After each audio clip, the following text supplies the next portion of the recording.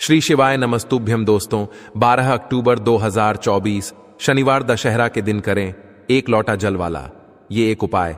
भगवान भोलेनाथ जी के आशीर्वाद से जीवन के हर कष्टों से तुरंत मिल जाएगी। आपको मुक्ति, आपकी हर मनोकामना होगी पूरी और दोस्तों खुशियों से भर जाएगा। आपका घर बन जाओगे, आप करोड़पति। क्योंकि दोस्तों इस बार शनिवार दशहरा के दिन बहुत सारे शुभ योगों का निर्माण हो रहा है जो कि कई वर्षों बाद आया है। इसीलिए दोस्तों इस दिन का महत्व बहुत ही ज्यादा बड़ा होता है और इस दिन आप लोगों को यह एक लौटा जल वाला उपाय जरूर करना चाहिए जो कि पंडित जी ने अपनी अभी की ही कथा में यहां पर बताया हुआ है। तो दोस्तों इस उपाय को आपको कैसे करना है, कब करना है, कहां पर करना है और उपाय को करते समय आपको किन किन बातों का ध्यान रखना है, यह सारी जानकारी हम आपको इस वीडियो में देंगे। तो चलिए दोस्तों वीडियो में आगे बढ़ते हैं। देखिए यह दिन इतना खास होता है, इतना महत्वपूर्ण होता है। देखा गया है कभी कभी बड़े बड़े पूजा पाठ अनुष्ठान से जो मनोकामना पूर्ण नहीं होती है वह 12 अक्टूबर 2024 शनिवार दशहरा के दिन एक छोटे से उपाय करने से ही आपकी सभी मनोकामना पूर्ण हो जाती है। और बहुत सारे लोगों ने इस उपाय को किया भी है और उनको इस उपाय को करने का फल भी जरूर मिला है। अगर आप लोग भी इस उपाय को 12 अक्टूबर 2024 शनिवार के दिन करना चाहते हैं तो आप इस उपाय को पहले अच्छे से समझ लेना, सुन लेना, उसके बाद करना। आपको इस उपाय का फल जरूर मिलेगा और इस उपाय को करने से आपके घर में चाहे किसी भी प्रकार की दुख और समस्या क्यों ना चल रही हो, आपको उसका कारण भी नहीं पता है कि भाई यह समस्या किस कारण से चल रही है, तो उसका कुछ भी कारण हो सकता है। जैसे पितृदोष हो सकता है, शनि दोष हो सकता है या किसी भी तरह का मंगल दोष भी हो सकता है और भी बहुत तरह के दोष होते हैं, कुछ भी हो सकता है। पर आपको इस उपाय को करने के लिए अपने दोष को पता लगाने की भी जरूरत नहीं है। 12 अक्टूबर 2024 शनिवार दशहरा के दिन इस एक लौटा जल वाला उपाय को आप लोगों को कर लेना है। दोस्तों अब हम समझते हैं इस वाले उपाय को हमें करना किस समय है। तो सबसे पहली बात दोस्तों हम समझते हैं कि यह एक लौटा जल वाला उपाय करना किसको है।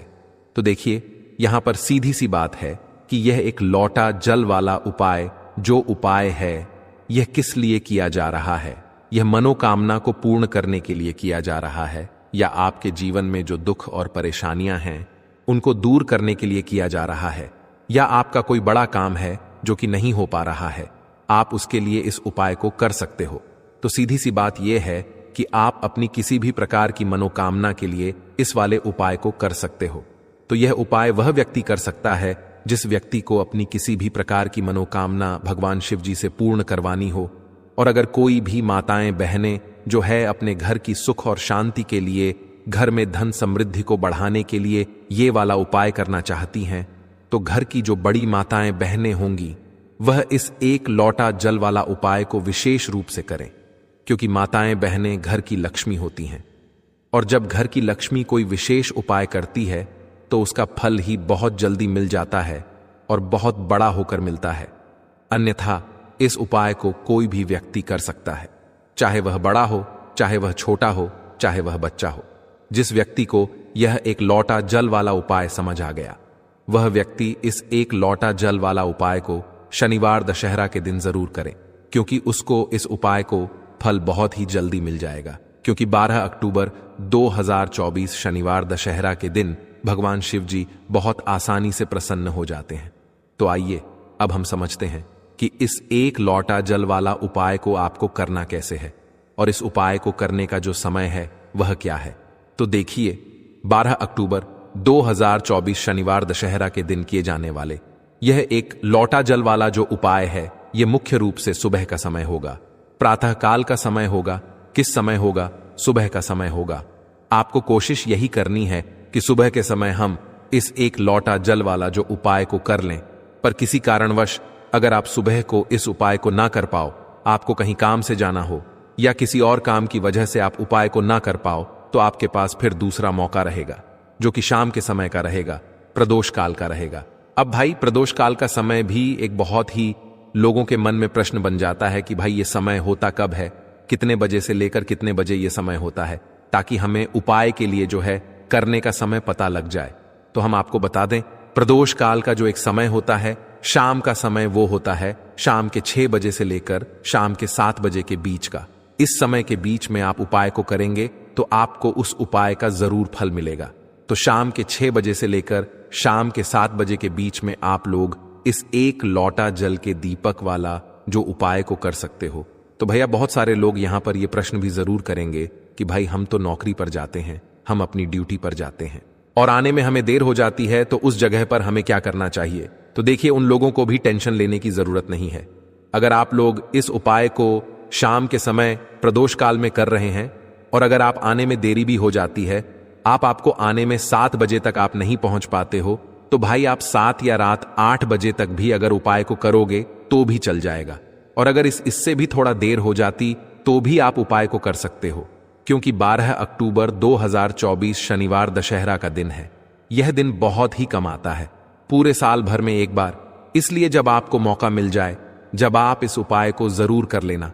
कोई भी उपाय हो, आप कभी भी कर सकते हो।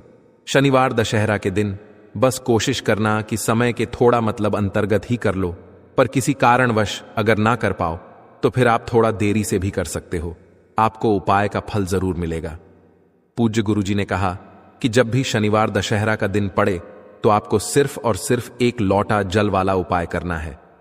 इससे आपके जीवन में अगर धन वैभव की समस्या चल रही है, अगर आप रुपए पैसों के लिए बहुत ज्यादा परेशान रहते हैं, आर्थिक तंगी चल रही है, कई बार आप प्रयास बहुत करते हैं, मेहनत बहुत करते हैं, लेकिन आपको धन प्राप्त नहीं हो पाता है, आप मेहनत करने के बावजूद भी सफल नहीं हो पाते हैं, आप अपने व्यापार में असफल हो जाते हैं, नौकरी करने के प्रयास में असफल हो जाते हैं, किसी भी कार्य में अगर आप असफल हो रहे हो या फिर आपको धन की हानि हो रही हो, तो गुरुजी ने कहा कि आपको यह छोटा सा उपाय इस शनिवार दशहरा में जरूर करना चाहिए। तो चलिए जानते हैं इस विशेष उपाय के बारे में।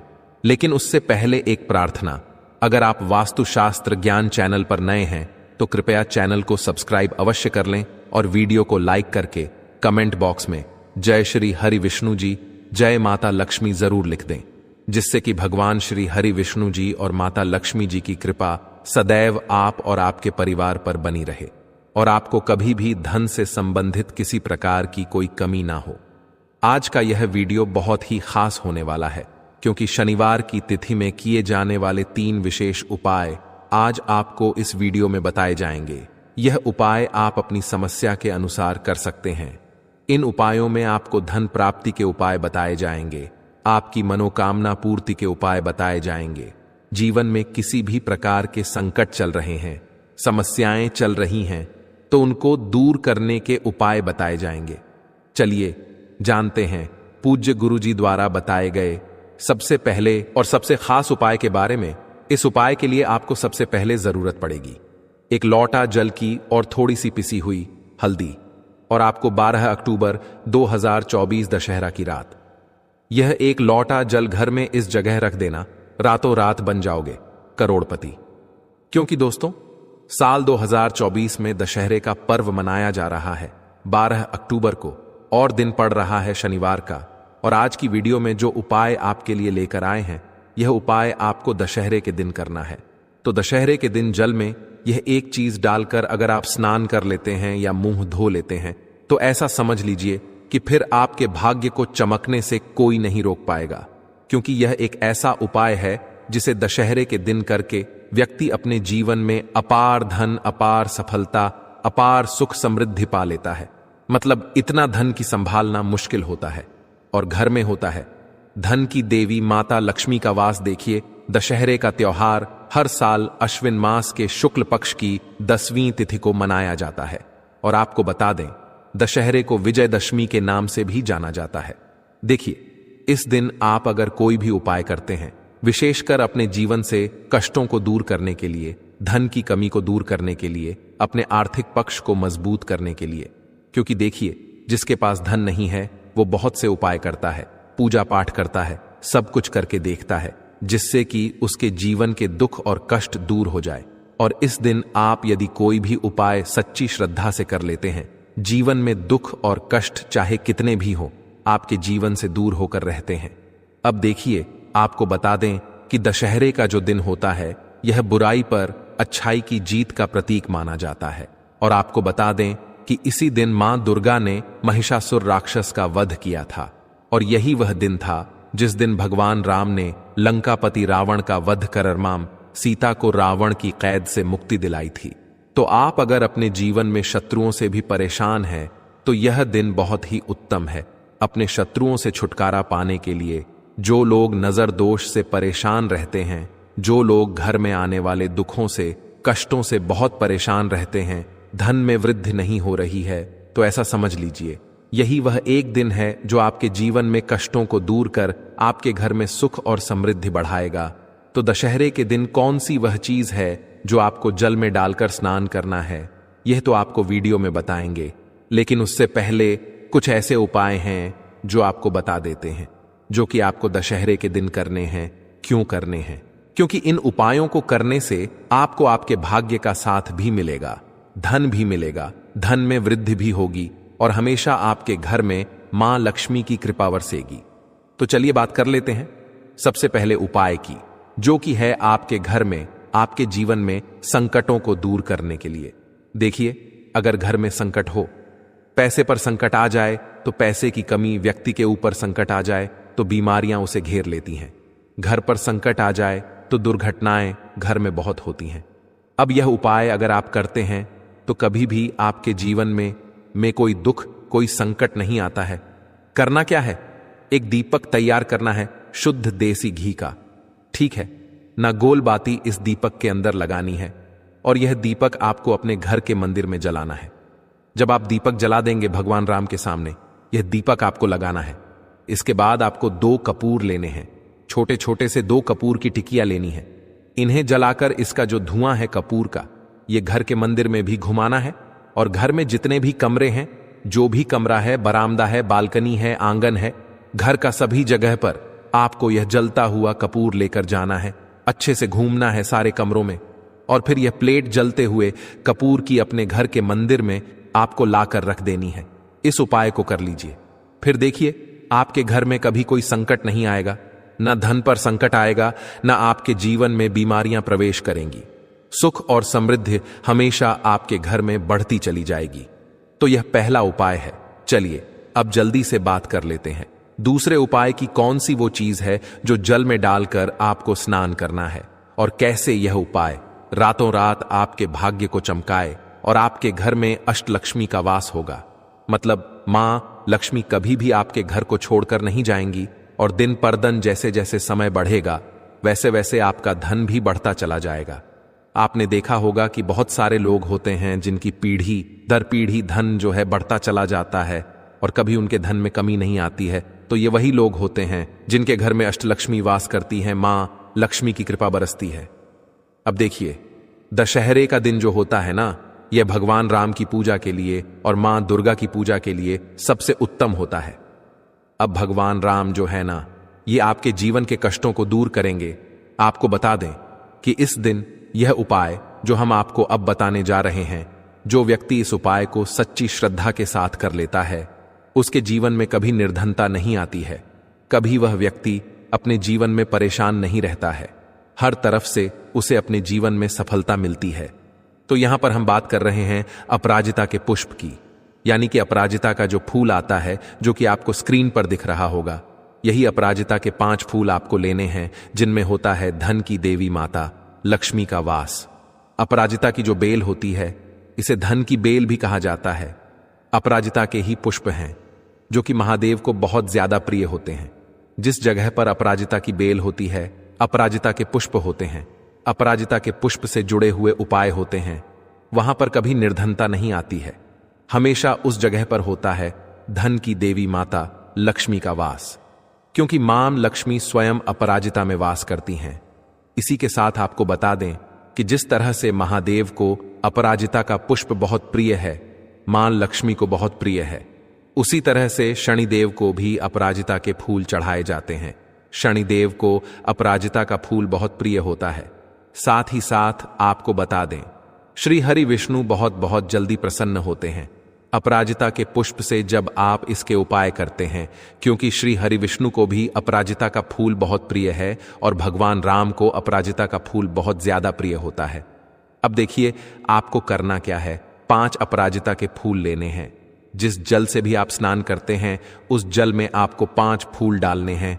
5 नहीं मिलते हैं आपको, जितने फूल मिल जाएं, 1 मिल जाए, 2 मिल जाए, 4 मिल जाए, उतने फूल आपको जल में डालने हैं और फिर इसी जल से आपको स्नान करना है।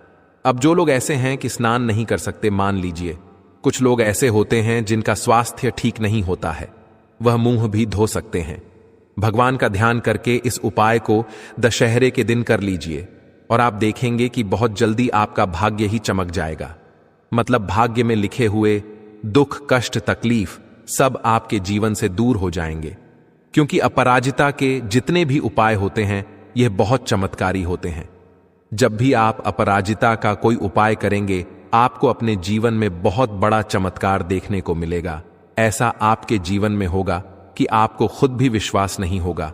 हर जगह से, हर तरफ से पैसा, धन आना शुरू हो जाएगा, धन की वर्षा होना शुरू हो जाएगी। तो चलिए जल्दी से बात कर लेते हैं अब अपने दूसरे उपाय की। दूसरा उपाय जो अब आपको बताने जा रहे हैं, इस उपाय को अगर आप दशहरे के दिन करते हैं तो स्थिर लक्ष्मी का आपके घर में वास होता है। मां लक्ष्मी कभी आपके घर को छोड़कर नहीं जाती है। देखिए, झाड़ू का पूजन हम दीपावली पर भी करते हैं। झाड़ू जो कि मां लक्ष्मी का स्वरूप मानी जाती है। अब आपको करना क्या है, दशहरे के दिन एक झाड़ू खरीद कर लाना है और दशहरे की शाम में आपको इस झाड़ू का दान करना है।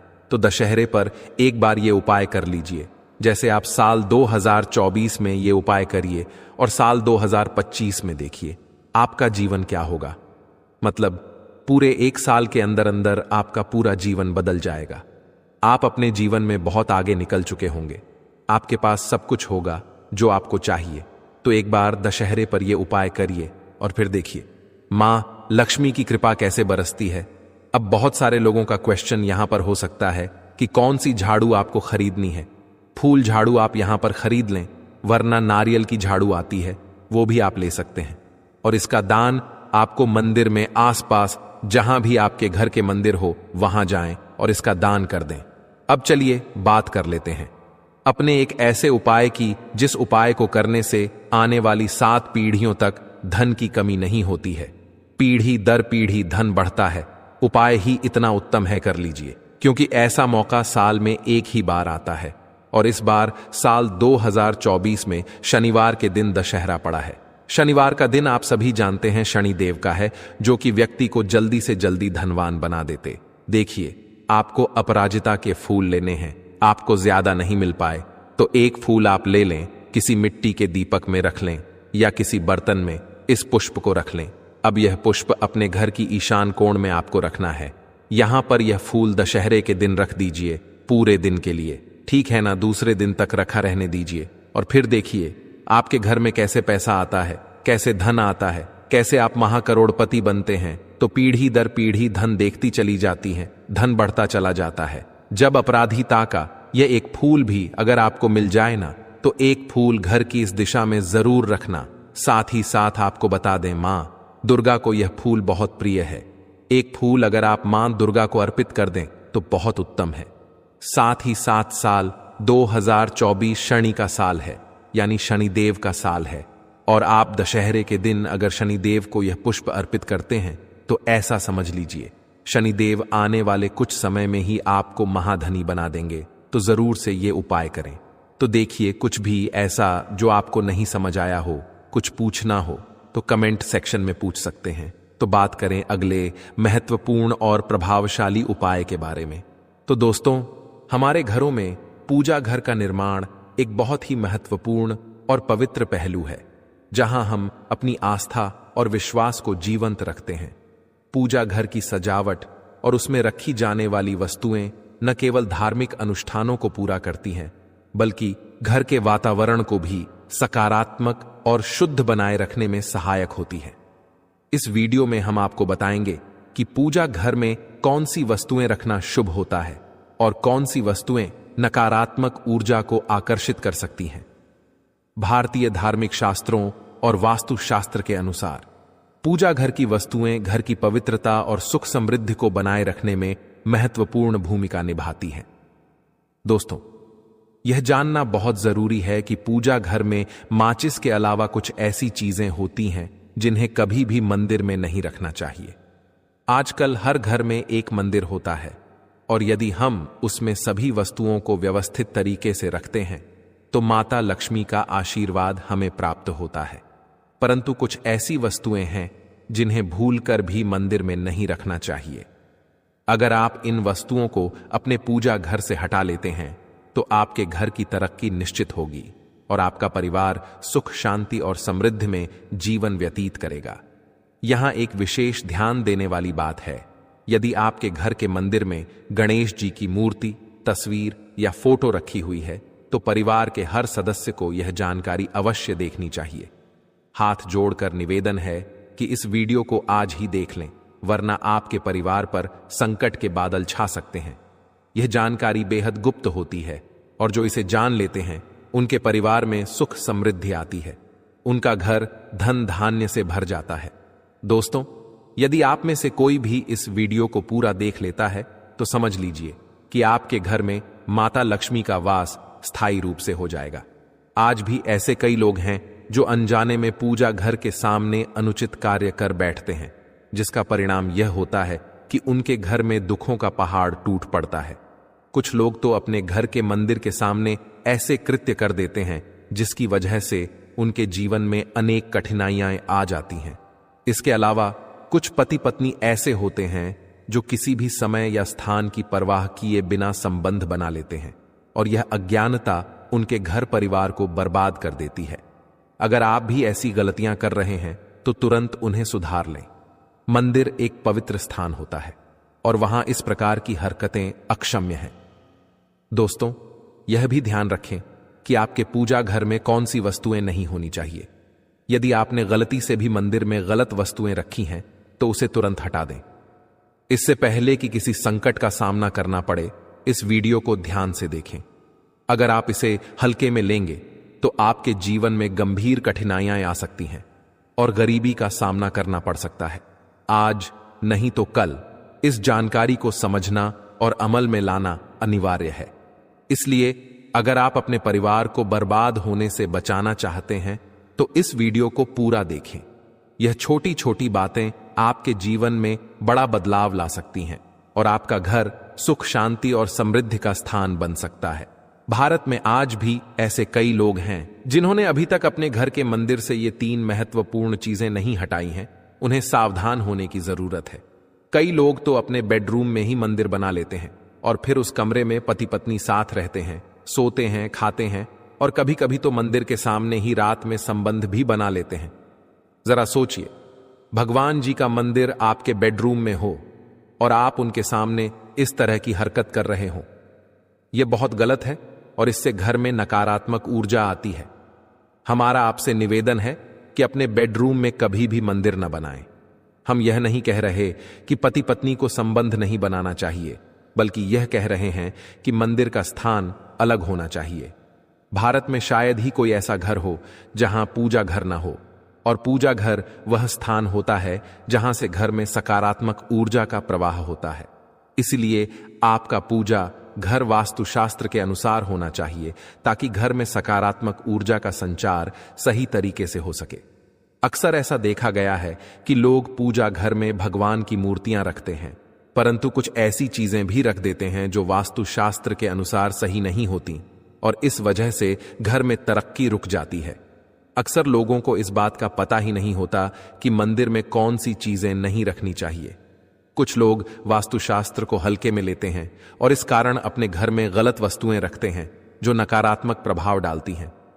आजकल के समय में जो नई बहुएं घर में आती हैं, उन्हें वास्तुशास्त्र और पूजा की विधियों की जानकारी नहीं होती। वे अनजाने में मंदिर के सामने ऐसी हरकतें कर देती हैं जो बहुत ही अनुचित हैं। मंदिर के सामने अनुचित आचरण करने से घर में दुख और परेशानी बढ़ जाती है। मंदिर के सामने कोई भी अनुचित कार्य नहीं करना चाहिए, क्योंकि इससे घर में नकारात्मक प्रभाव पड़ता है। जैसे भगवान की पूजा का समय होता है, वैसे ही पति पत्नी के बीच संबंध का भी एक सही समय होता है, लेकिन यह सब मंदिर से दूर होना चाहिए। अगर आप वास्तुशास्त्र के अनुसार चलेंगे तो आपके घर में सुख, समृद्धि और शांति बनी रहेगी। परंतु आधुनिक समय में कई महिलाएं और कई पुरुष संबंध बनाने का समय भी नहीं देखते हैं। जैसे कोई महिला किचन में खाना बना रही होती है तो पुरुष संबंध बनाने के लिए रसोई में ही चला जाता है, जबकि ऐसा करना उचित नहीं है और महिलाएं भी अपने पति को मना नहीं करती हैं। आधुनिक समय में पति पत्नी का किचन का बेडरूम बन जाता है, यह पता ही नहीं लगता, और जब घर बर्बाद होने लगते हैं तब जाकर अक्ल ठिकाने आती है। अगर आपके घर में ऐसी महिला है तो आपको मार देगी, आपको घुट घुट कर मरना पड़ेगा। अगर ऐसी महिला आपके साथ है तो आजकल आधुनिक समय में ऐसा समय आ चुका है कि घर की महिलाएं जिस तरीके से अपने कपड़े बदलती हैं, ठीक उसी तरीके से अलग अलग मॉडल परंपरा में समय बिताने लगी हैं। आपको बताने का तो मन नहीं कर रहा, पर दोस्तों सच तो यही है कि आजकल महिलाएं बहुत बदल चुकी हैं। और वीडियो शुरू करने से पहले आपसे निवेदन है कि कमेंट बॉक्स में जय हनुमान जय सीताराम अवश्य लिखें। जो भी भक्त इस वीडियो को देख रहे हैं उसके घर में सुख समृद्धि आए, उनके घर में कोई भी परेशानी नहीं आई और पूरा परिवार सुख शांति से अपना जीवन यापन करे। अगर आप में से कोई हनुमान जी महाराज को मानता है तो अगर सच में ही भक्त हैं तो आप इस वीडियो को लाइक कर नीचे कमेंट बॉक्स में एक बार जय हनुमान जी महाराज लिख देना। जो भी भक्त कमेंट बॉक्स में जय हनुमान जी महाराज लिखता है तो उसके मन में जो भी मनोकामना है वह पूरी कर देना। दोस्तों, पूजा घर में यह चीजों का रखना होता है, अशुभ धन का हो जाता है। नास माता लक्ष्मी ऐसे घर का कर देती है त्याग। इसी के साथ इस वीडियो में हम जानेंगे उन विशेष चीजों के बारे में जिनका पूजा घर में होना है बेहद आवश्यक है। अगर घर में सुख समृद्धि व धन की कामना करते हैं तो यह 3 चीजें पूजा घर में होनी जरूरी है। स्वयं भगवान श्री कृष्ण ने बताया है, प्रत्येक मनुष्य अपने घर में एक छोटा सा पूजा घर अथवा मंदिर अवश्य बनाता है, जिसके अंदर वह अपने सभी प्रिय देवी देवता तथा उनसे जुड़ी महत्वपूर्ण चीजें श्रद्धा भाव के साथ रखता है। वह अपने मंदिरों में देवी देवताओं की तस्वीरें, पूजा पाठ का सामान इत्यादि चीजों को भी रख देते हैं। परंतु हमारे शास्त्रों में मंदिर के अंदर कुछ चीजें रखना जितना फलदायक होता है उतना ही कुछ चीजों का रखना अमंगल और अशुभ होता है। यह कुछ वस्तुएं ऐसी हैं जिनसे घर में नकारात्मकता बनी रहती है और लड़ाई झगड़े क्लेश और नुकसान ही नुकसान होता है। आज हम जानेंगे ऐसी ही अशुभ चीजों के बारे में जिन्हें कई लोग जाने अनजाने में घर के मंदिर में रख देते हैं। अगर आपके भी मंदिर में ऐसी चीजें रखी हुई हैं तो उन्हें तुरंत वहां से हटाकर किसी दूसरे स्थान पर रख दें, लेकिन पूजा घर में भूल से भी ना रखें। लोग ऐसा इसलिए करते हैं क्योंकि उन्हें लगता है कि यह चीजें धार्मिक है और इनकी भी पूजा की जानी चाहिए। दोस्तों, भगवान श्री कृष्ण कहते हैं कि कलयुग में मनुष्य कुछ अशुद्ध चीजों को धार्मिक मानकर उनकी पूजा करेगा, जिसे शास्त्रों में वर्जित माना गया है। भगवान श्री कृष्ण ने इसकी भविष्यवाणी पहले ही की हुई थी कि कलयुग में मनुष्य अधारवा। दोस्तों, सबसे पहले बात दीपक और धूप दान की। दोस्तों, भारत की परंपरा मिट्टी से जुड़ी हुई है, इसीलिए मंदिर में पारंपरिक मिट्टी का दीपक अवश्य होना चाहिए। अगर आप मिट्टी का दीपक नहीं रख सकते हैं तो धातु के दीपक का उपयोग करें। अगर भगवान में आपकी आस्था ज्यादा हो तो आप उपला रखकर गुड़ और घी का धूप भी दे सकते हैं। ऐसा करने से घर में सुख शांति बनी रहती है। दूसरी चीज है, स्वास्थिक। घर के मंदिर में स्वास्थिक अवश्य होना चाहिए, या तो आप इसे रोली से बना लें, क्योंकि स्वास्थिक आपके घर की शक्ति, सौभाग्य, समृद्धि और शुभता का प्रतीक माना जाता है। यही मुख्य कारण है कि कोई भी शुभ कार्य करने से पहले स्वास्थिक का चिन्ह अवश्य बनाया जाता है। तीसरी चीज है कलश। भगवान श्री कृष्ण कहते हैं, कलश सुख और समृद्धि का प्रतीक है। अपने मंदिर में रोली कुमकुम से स्वास्थिक बनाकर उस पर मंगल कलश अवश्य रखें। ऐसा करने से घर में सदैव समृद्धि बनी रहती है और ऐश्वर्य की प्राप्ति होती है। चौथी चीज है शंख। बहुत ही कम लोग जानते हैं कि शंख की उत्पत्ति समुद्र मंथन के 14 रत्नों के साथ हुई थी। इसी कारण से शंख माता लक्ष्मी को अत्यंत प्रिय है। शंख की ध्वनि से सकारात्मक ऊर्जा का भी संचार होता है, इसीलिए मंदिर में शंख अवश्य होना चाहिए। शंख के घर में उपस्थिति से माता लक्ष्मी भी प्रसन्न होती है और उस घर में कभी भी धन की कमी महसूस नहीं होती। पांचवी चीज है घंटी। मंदिर में आपने घंटी अवश्य देखी होगी, क्योंकि घंटी को शुभ माना जाता है। इसीलिए जब घर के मंदिर में घंटी की आवाज होती है, वहां का वातावरण शुद्ध और पवित्र बनता है।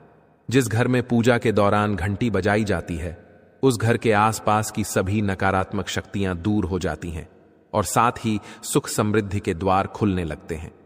तो यह है वह वस्तु जिन्हें घर के मंदिर में जरूर रखना चाहिए। आइए अब जान लेते हैं कि घर के मंदिर में कौन सी चीजें कभी भी नहीं रखनी चाहिए। नंबर 1, गणेश जी की विषम संख्या में मूर्ति। घर में कभी भी गणेश जी की मूर्ति 3 अथवा 5 ऐसी विषम संख्या में ना रखें। अपने मंदिर में गणेश जी की केवल 2 मूर्तियां रखें। इसे शुभ माना जाता है। अगर आप अपने मंगल की कामना करते हैं तो गणेश जी की मूर्ति मुख्य द्वार पर अंदर की तरफ मुख करके लगा लें। कई लोग यह गलती करते हैं कि मुख्य द्वार पर गणेश जी की मूर्ति बाहर की ओर मुख करके लगा देते हैं, जिससे उन्हें काफी नुकसान का सामना करना पड़ता है। अगर आप चाहें तो मुख्य द्वार के दोनों ओर लगा दें या फिर मुख्य द्वार के अंदर की ओर लगाइए, लेकिन खाली बाहर की ओर कभी भी नहीं लगाना चाहिए। नंबर 2, टूटे हुए चावल। अपने मंदिर में कभी भी टूटे हुए चावल ना रखें। इसके साथ पुराने चढ़ाए हुए चावल अधिक समय तक ना रखें। यह नकारात्मक ऊर्जा फैलाते हैं। यह बात भी ध्यान रहे कि आप मंदिर में रखने वाले चावलों का इस्तेमाल हल्दी में भिगोकर ही करें। इससे अधिक शुभ परिणाम मिलेंगे। नंबर 3, पूर्वजों की तस्वीर। अगर आपके घर के मंदिर में अपने पूर्वजों की तस्वीर रखी हुई है तो उसे तुरंत वहां से हटा दें, क्योंकि वास्तुशास्त्र में पूजा घर में मृत परिजनों की तस्वीरें रखना अशुभ माना जाता है। इससे अशुभ परिणाम प्राप्त होते हैं। मृतक परिजन पूजनीय और सम्माननीय हैं, किंतु उनका स्थान देवताओं के बराबर नहीं है। मृत परिजनों की तस्वीर घर के पूजा घर में रखने से पूजा घर का वातावरण भी नकारात्मक बन जाता है, जिसका अशुभ परिणाम हमें भुगतना पड़ता है। कई लोग साधु संतों की मूर्तियां अथवा साधु संतों की तस्वीरें भी पूजा घर में रख देते हैं, लेकिन ऐसा करना अशुभ माना जाता है। अगर आप किसी साधु संत को मानते हैं तो उनकी तस्वीर दीवार पर लगा सकते हैं, लेकिन पूजा घर में भूल से भी ना रखें। भैरव जी और शनिदेव की मूर्ति ना तो घर के मंदिर में। भैरव जी, शनिदेव अथवा काली माता की मूर्तियां भी नहीं रखनी चाहिए। इसी के साथ ही माता लक्ष्मी की खड़ी हुई मूर्ति की भी पूजा में नहीं करना चाहिए। माता लक्ष्मी सदैव ही बैठी हुई मुद्रा में होनी चाहिए। इस प्रकार से हमें पूजा घर में इन मूर्तियों को नहीं रखना चाहिए। आइए अब जानते हैं उन शेष वस्तुओं के बारे में जो आपकी पूजा घर में जरूर होनी चाहिए। इन चीजों के पूजा घर में होने से घर में होती है धन की वर्षा माता लक्ष्मी करती है, ऐसे घर में स्थायी रूप से वास करती है। नंबर 1 है गंगा जल। हमारे शास्त्रों में गंगा जल को अत्यंत पवित्र माना गया है, इसीलिए पूजा घर में गंगा जल का होना अत्यंत आवश्यक है। गंगा नदी सभी पापों को नष्ट करने वाली तथा सभी व्याधियों का नाश करने वाली है। इसीलिए अगर आपके पूजा घर में एक तांबे के छोटे से पात्र में आप गंगा जल भरकर रखते हैं तो इससे आपके पूजा घर की शुद्धता बनी रहेगी और आपको आपकी पूजा का संपूर्ण फल प्राप्त होगा। दूसरी चीज है नंबर 2, शास्त्रों में कलश को पूर्णता का प्रतीक माना गया है। चाहे वह सत्यनारायण की पूजा हो, दीपावली हो, नवरात्रि का पर्व हो या फिर किसी भी प्रकार का उत्सव हो तथा मांगलिक कार्य हो, कलश की स्थापना किए बिना सब कुछ अधूरा माना गया है। पूजा में कलश का उपयोग देवताओं का आवाहन करने के लिए किया जाता है। ईश्वर के सामने तांबे के कलश में पानी भरकर रखना इतना शुभ होता है कि अगर हम अपनी रोज की पूजा करते समय भगवान के सामने तांबे के कलश में पानी भरकर रखें तो उसका चमत्कारी प्रभाव हमें अवश्य देखने को मिलता है। इसीलिए मुख्य रूप से तांबे के कलश का उपयोग करें। पूजा में अगर किसी सामग्री की कमी रह जाए तो परेशान ना हो या पूजा बीच में ना छोड़े। ऐसे में भगवान को चावल और फूल चढ़ाएं और मन में ही उस चीज का ध्यान करें। प्लास्टिक की बोतल में या किसी भी अपवित्र धातु के बर्तन में गंगा जल कभी भी नहीं रखना चाहिए। अपवित्र धातु जैसे एल्यूमिनियम और लोहे से बने बर्तन में गंगा जल नहीं रखना चाहिए। तांबे के बर्तन में रखना शुभ रहता है। केतकी का फूल शिवलिंग पर अर्पित नहीं करना चाहिए। किसी भी पूजा में मनोकामना की सफलता के लिए दक्षिणा अवश्य चढ़ाना चाहिए। माता लक्ष्मी को विशेष रूप से कमल का फूल अर्पित किया जाना चाहिए और अगर आप यह शुक्रवार के दिन करते हैं तो कई गुना लाभ मिलता है। इस फूल को 5 दिनों तक जल छिड़क कर पुनः चढ़ा सकते हैं। हमेशा इस बात का ध्यान रखें कि कभी भी दीपक से दीपक नहीं जलाना चाहिए। शास्त्रों के अनुसार जो व्यक्ति दीपक से दीपक जलाते हैं वह रोगी होते हैं। घर के मंदिर में सुबह और शाम को दीपक अवश्य लगाएं। एक दीपक घी का और एक दीपक तेल का जलाना चाहिए। पूजा में दीपक सही जगह रखना चाहिए। घी का दीपक हमेशा दाईं तरफ, तेल का दीपक हमेशा बाईं तरफ रखें। जलपात्र, घंटा, धूपदान जैसी चीजें हमेशा बाईं तरफ रखनी चाहिए। घर पर पूजा करते समय खड़े होकर पूजा ना करें और ना ही सीधे जमीन पर बैठकर पूजा करें। पूजा करने से पहले हमेशा आसन बिछाए और आसन में बैठकर ही पूजा करें। इसके साथ ही बिना सिर ढके भी पूजा नहीं करनी चाहिए, स्त्री हो या पुरुष। पूजा करते समय हमेशा सिर को दुपट्टे या फिर रुमाल से ढकना चाहिए। किसी भी भगवान के पूजन में उनका आवाहन करना, ध्यान करना, आसन देना, स्नान करवाना, धूप दीप जलाना, अक्षत चावल, कुमकुम, चंदन पुष्प, कोई प्रसाद आदि अनिवार्य रूप से होना चाहिए। पूजन में पान का पत्ता भी रखना चाहिए। ध्यान रखें, पान के पत्ते के साथ इलायची, लौंग, गुलकंद आदि भी चढ़ाना चाहिए। पूरा दोस्तों, देवी देवताओं को हार, फूल, पत्तियां आदि अर्पित करने से पहले एक बार साफ पानी से अवश्य धो लेना चाहिए। सभी प्रकार की पूजा में चावल विशेष रूप से चढ़ाए जाते हैं। पूजन के लिए ऐसे चावल का उपयोग करना चाहिए जो अखंडित हो, यानी टूटे हुए ना हो। चावल चढ़ाने से पहले इन्हें हल्दी